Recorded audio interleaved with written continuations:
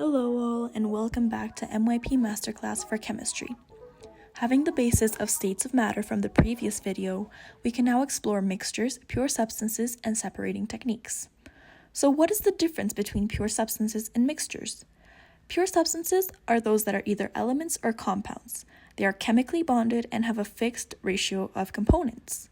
On the other hand, mixtures are made by combining two or more substances without chemically bonding them in a fixed ratio. For this video, we will be focusing mainly on mixtures. There are two types of mixtures, homogeneous and heterogeneous.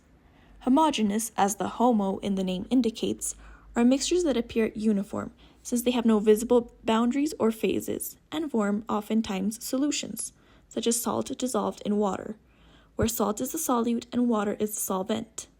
On the other hand, heterogeneous mixtures have clearly distinguishable phases and have a non-uniform composition, such as oil and water. Also, within heterogeneous mixtures, there are two subtypes, colloids and suspensions. A colloid is a type of mixture that appears uniform, and it is almost indistinguishable as a mixture. It has microscopic particles that are dispersed. An example of this is milk and water, and it is very difficult to distinguish the milk and water. It appears uniform, but in reality, there are these microscopic particles that are dispersed, making it a mixture.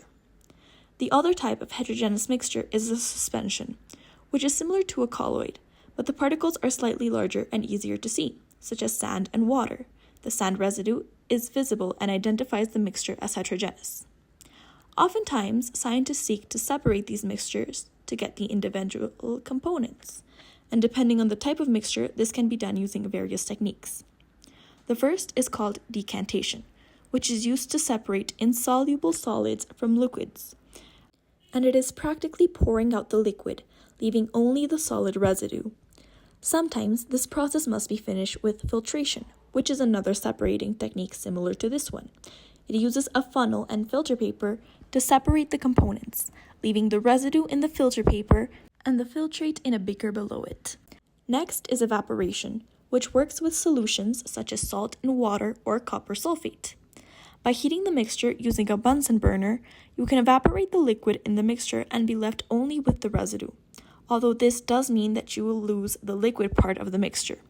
And finally, distillation, which relies on the different boiling points of a liquid mixture, for instance, alcohol and water.